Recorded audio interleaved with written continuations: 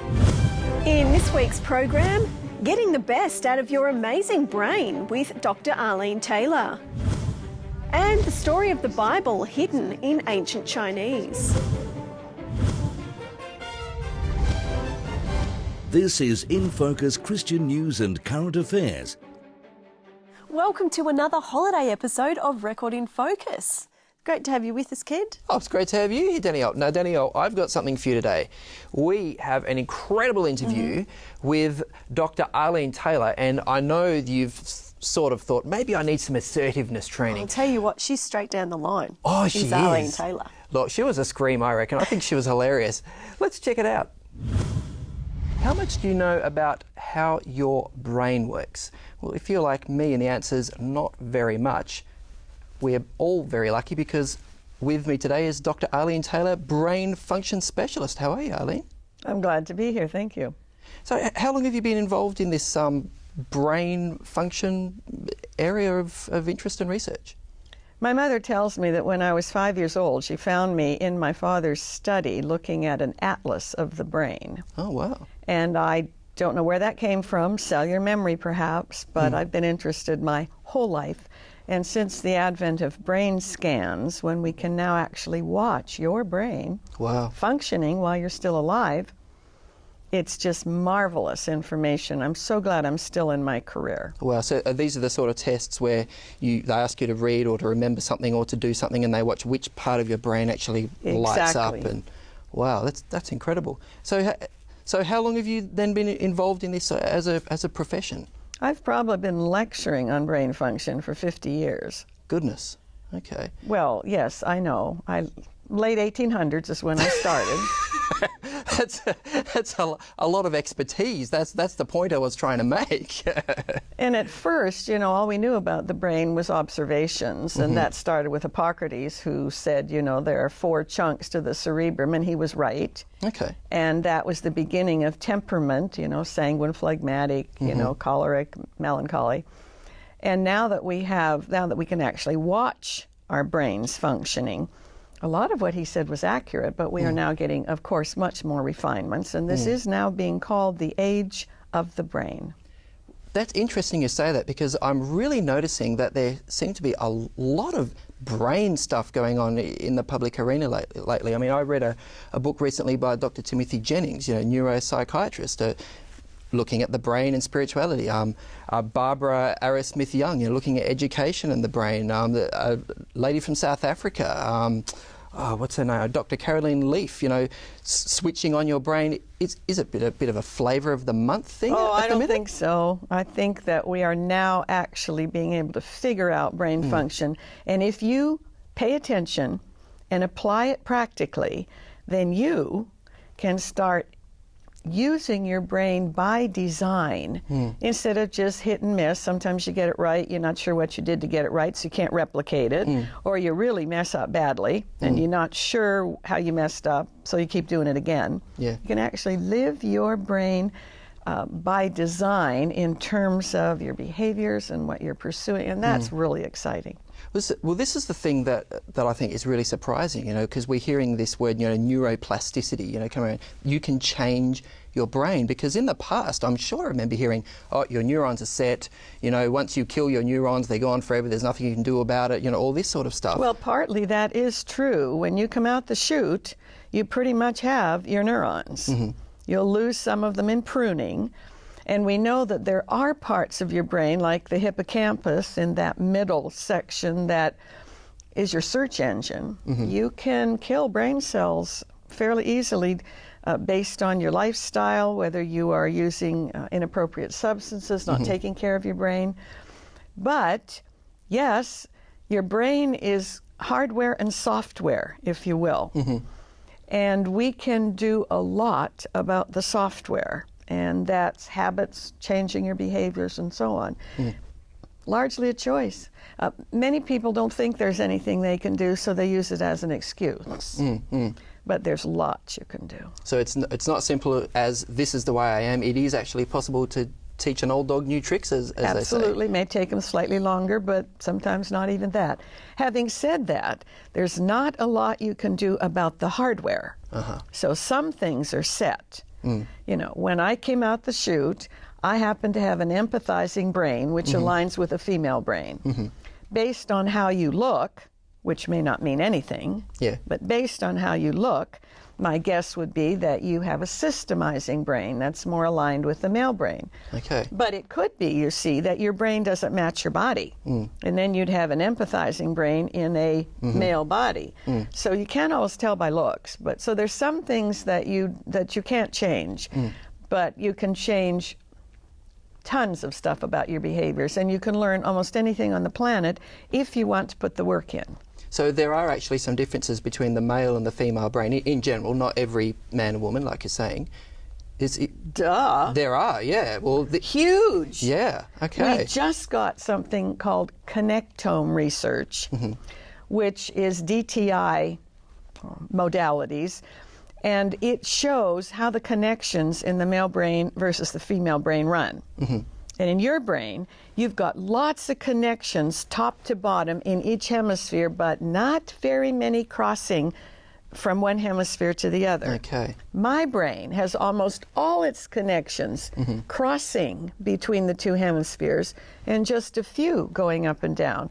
Makes a huge difference on how behaviors are exhibited and what males do better and what females do better. So how can the male brain and the female brain understand and relate to one another perhaps better than we do in this sort of men are from Mars, women are from Venus sort of perception we have? Well, if you understand brain function, then you understand that we were really designed to be complementary, not antagonistic.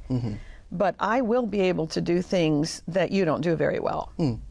And you're going to be able to do things that I don't do very well. For one thing, you've got way much stronger muscle function.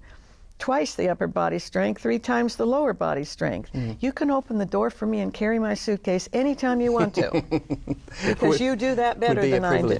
Yeah. What about spirituality, Arlene? Because we sort of hear this research where they say, oh, if you stimulate a certain part of the brain, people have a sense of presence in the room, you know, which proves, they say, that the idea of God and having any sense of God's presence is just an illusion. It's your brain playing tricks on you. But other people see it quite differently. How do you understand the brain and spirituality? Well, the brain can play tricks on you. For example, what people call deja vu, you know, I had a past life. I don't think that's got anything to do with any possibility of a past life, but what it does have to do with is that your ancestors lived within your body from the past 3 or 4 generations as cellular memory. Right. And that will push you toward feeling comfortable in situations where you personally have never been, but one of your ancestors may have been. Wow.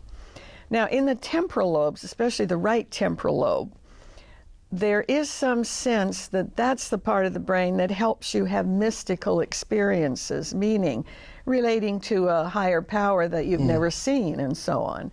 And so sometimes people can misinterpret what that means. Whatever the human brain is, and we have a lot yet to discover, it's relational, it is sexual, having nothing to do with exhibiting sexual behaviors, but we are sexual beings, and it is spiritual. What doesn't seem to be innate is being religious. The brain is very spiritual. Religion is a choice to affiliate with a group of people. And so those can be very separate. There are many people who are exceedingly spiritual, who believe there's a higher power, who feel awe in the presence of nature and wonderful music and so on. But the structures of religion just leave them cold. But the structures leave them cold, especially if the style doesn't match their brain's innate giftedness.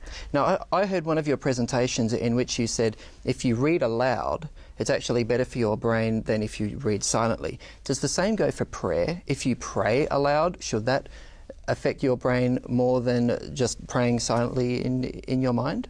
I don't know any research specifically related to prayer, but I would think yes for this reason. Because when you pray silently, it is a mental construct. When you read a paragraph to yourself silently, a little pinpoint of light shows up in each of those 4 chunks.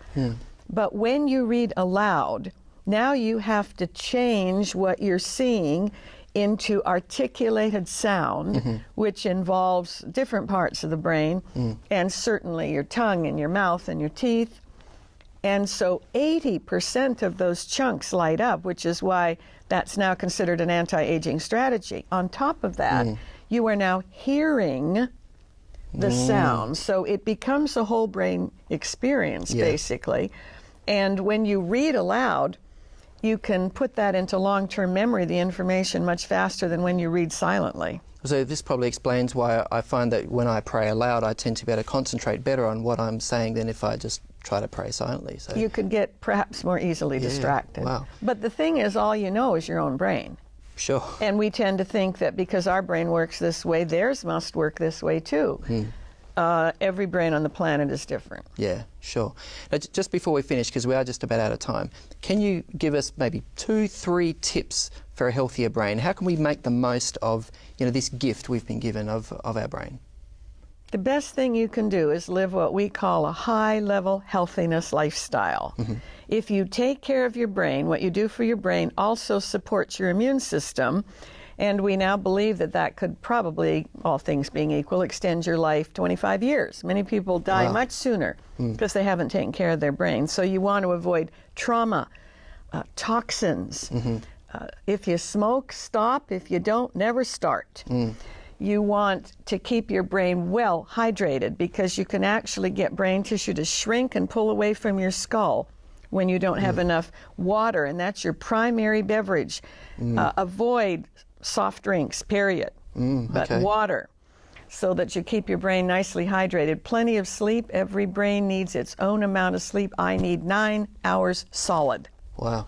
And if I get that, I can go like a house of fire. If I lose an hour, I'll know it. If I lose 2, you'll know it. Yeah, okay. And then lean toward a Mediterranean cuisine, toward vegetarianism. So there's other things we can do, but that's it in a nutshell. 30 minutes of challenging brain stimulation every day, 30 minutes of good physical exercise, because no muscles in the brain. You need the physical exercise to whoosh the blood through. Sure. 10 minutes of reading out loud a day, and then some of these other things. And hey, I'm aiming to be a minimum of 120 years old. Go for it. With good mental, emotional, physical, spiritual function. Love it. Hey, well, thanks so much for your time. And if you're interested in knowing more about Dr. Arlene Taylor and her work on the brain, you can check out her website, arlenetaylor.org. The address is right there on your screen. Newsletters, your blog, some books you've written, it's all there. Thanks so much for your time. I really appreciate it. My pleasure. We'll be back straight after the break.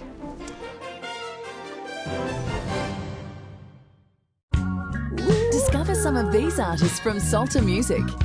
Anna Weatherup. Oh, people get ready for the train to Jordan. Castles in Air. Like watchmen wait for the morning light. Eric and Monique. You alone are my strength, my refuge. Sapphire. His love reached the bottom of the ocean. No matter what shade of musical taste you have, you might just find something that sings to you. It's all waiting to be discovered at saltermusic.com. Fresh and exciting original Christian music from Salter Music.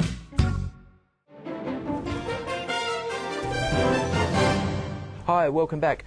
Boy, that Dr. Arlene Taylor really knows a lot about the brain, doesn't she, Danielle? Well, duh. You'd expect so, Ken. Well, you've been taking lessons, haven't you? I have. I've been watching Arlene and learning a lot. No, look, I think she's great. Hey, you're going to love this next interview too. This is with Pastor Sammy Lee.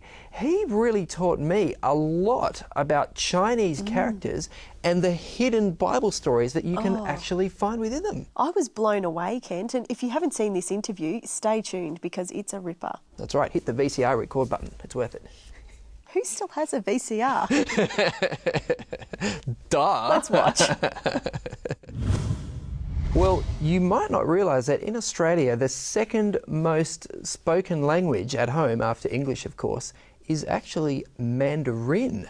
So yeah, in Australia we have a lot of people of Chinese descent, and to help us understand perhaps some really effective ways to reach these people with the gospel is Pastor Sammy Lee. Welcome. Thank you. I understand that you work with a lot of different cultural groups, don't you, and people from a lot of different religions. That's right, yes. And we're only talking about one small section of what you do today. But the fascinating thing that you've been telling me is how far back Chinese history actually goes. I mean, we all know it's ancient, but how far back? Well, according to the Chinese historian, they had their was that the history starting in actually the year 2500 BC. Wow. So just so that our viewers can get their heads around what that means, yes. What was happening in Bible times then? In Bible time, according to Bishop Usher, the very well accepted was the religious or Christian historian. Yes. The flood happened in the year 2348 BC. So that's only about 150 years different. Before Chinese history kicks off. So according to them, that is earlier 150 years. But for sure, they said that there was a kingdom already in China, 2205 BC, okay, which is 142 years after the flood. So wow. You see that is not contradictory to the Bible history. Before Abraham, sometime between the flood and Abraham, yes. we have Chinese legend becoming Chinese history and recorded history, and we can start to yes. see reliable dates. Well, that's really old. Yeah, it is old. That is incredibly old. And are there legends and history from those times that sort of match up with stories that we read in the Bible or have some crossover? Yes, they talk about their ancestor of the Chinese people or the Han people, which is actually they call the Yellow King. Huang Di means Yellow King or Yellow Emperor. Okay. And according to them, this Yellow Emperor was the ancestor of all the Chinese people. Okay. And so we studied about the characteristic and the life of these people described and the names of these people, we can see that it corresponds with the children of Noah. Wow. That old. Yes. That's incredible. Now, so far as writing is concerned, I mean, obviously we know Hebrew yes. and, you know, Paleo-Hebrew is some of the earliest forms of writing. What about Chinese? Where do Chinese characters come from? The Chinese character, according to the archaeological discoveries in a province called Anhui, there is now a museum of ancient arts, and it has been proven that characters must have started at the latest is an 1800 BC. Wow. Which is about the same time as the other ancient characters like Sumerian or Babylonian and Egyptians. Wow, so when the cuneiform and the Yeah, hieroglyphs yes, and all that that's right, yes. Chinese writing was coming... The same character. They are actually a pictograph.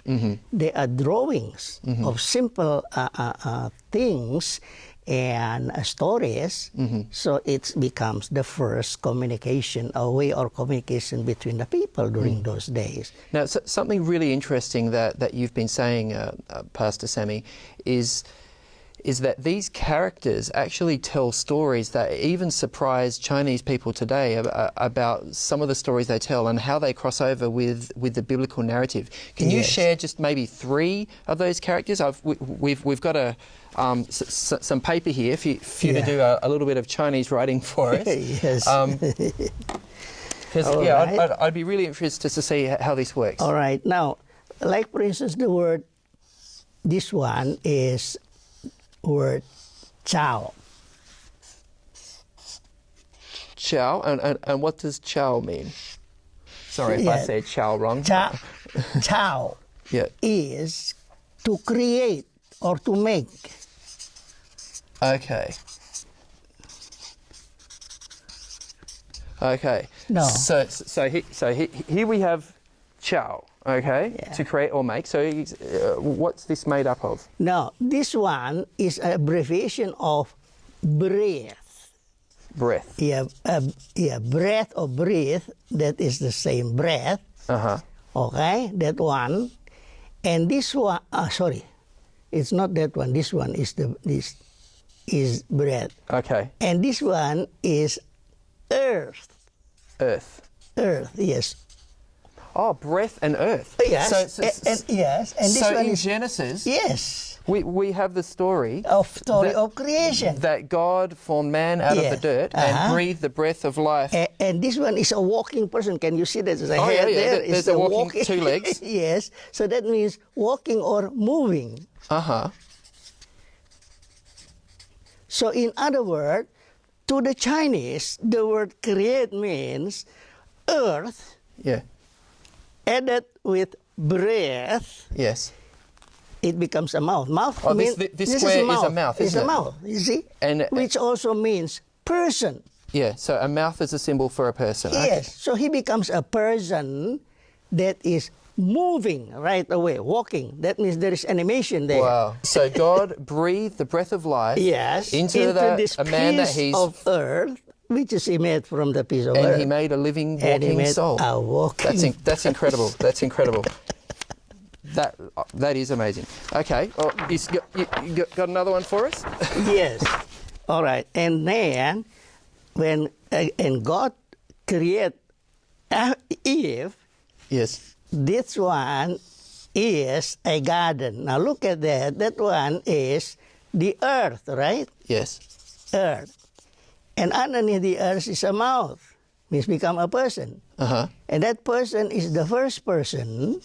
And from the side of the first person comes the second person. From the side. So Eve being formed out of the rib of Adam. That's right. And this one is Yuan. Yuan is meaning garden. Garden. Yes. So the Chinese Yes. character for garden. For garden is earth. yeah. Mouth means you become a human being, Yeah. or can also means that God uses mouth to create the first human being, Yes. and the second one coming from this side, and this is happening in the garden called the Garden of Eden. So the Chinese character for the word garden has this Garden of Eden story in there. That's right. That's incredible. One more. Yes. And then the devil comes Mm-hmm. to tempt them. God said, all right, look, that is 2 trees, right? Two In trees. the past, the tree is like that. Yes. Okay, there is the roots. Oh, yes. There's the the leaves, branches, and then yes. there's the bud going up. Yes. And that is the earth. The ground, Okay, yes. ground. So 2 trees, and underneath means chin is to prohibit. Don't do this, don't do that. Yeah, okay, to prohibit. Prohibit. No smoking, no parking. They Yes. use this same character. So in English we would use this. That's right. Correct. Exactly. Yeah. Okay. And that is 2 trees, and this is the character for God. 2 trees, God underneath it is the first prohibition. Don't eat that one. Wow. So the tree of life, the tree of good and evil, That's knowledge right. of good and evil. But then, what happened if you put like that? That is again the 2 trees. Yes. And underneath is a woman. Uh-huh. This is this means lan. Lan means greedy, covetous. Greedy. Yes. So that So is you have Eve. the story of Eve. It is the story of Eve. Wow. Looking at these 2 trees, God said, "Don't eat that one. You may Okay. eat this one." But he was so greedy. She wanted the one that is prohibited too. Can we look at one more just before we finish? Yes. Salvation, I think, is one you really wanted to share with us. Yes. So that was sin. Because Yes. of that sin, tempted by the devil, and so they have to die. Mm-hmm. But then, because sin, you see, transgression. So this one is lamb. Mm-hmm. This one is I or me. Mm-hmm. And that is ye is righteousness. Righteousness. Yeah. So the Chinese character for righteousness includes a symbol of a lamb in it? Yes. And this Wow. is amazing. It includes lamb, and there is also a cross in it. A cross, okay, a cross yes. and a lamb in the symbol for righteousness. Yes. Wow. But here it is only a lamb. But there are two special characters that is talking about righteousness, about salvation, about Jesus, about his death, redeeming, all these things. But look at this. This word I or me consists of actually two parts. That one is a hand. Okay? Yes. And this one on the right is an ancient spear or lance. Oh, like a trident sort of thing, yeah. Right. So the lamb is killed to give us righteousness, and I am the hand that killed that lamb. Wow. So this is like Jesus, the holy Lamb of God, on the cross, being speared with a cross. By my sin. But this character was actually invented before Jesus died on the cross. Yes. So it's actually prophetic. Far before Jesus. It's a prophetic character. Exactly. Wow. Yes. Look, that is really powerful. It's powerful for me, and I'm not a Chinese person, and I don't speak Chinese. Yes. How do Chinese people respond when you present some of these things to them? Well, they could not believe. They are amazed, and if they are honest, then they have to realize.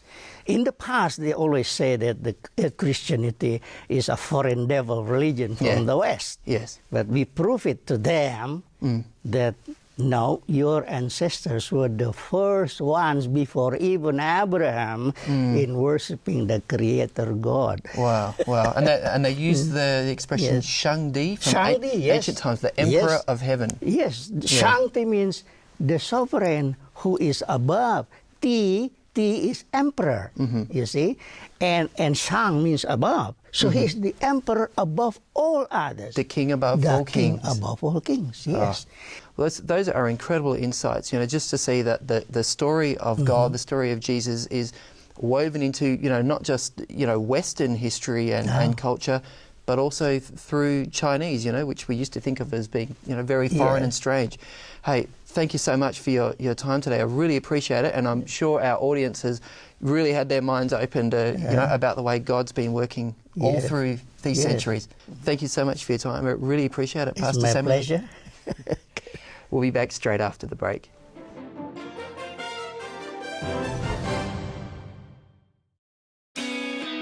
Planning your future can be a daunting task.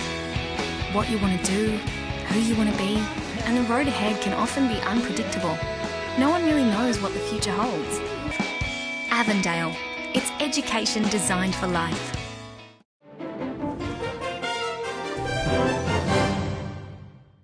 Hello, well, I guess that's it from us this week. It is, Kent, and also our last holiday episode. We'll be back with our regular bulletin next week. Oh, looking forward to it. Should be fun. Thanks so much for sticking with us over the holidays. We'll see you next week. God bless. Yeah, what she said.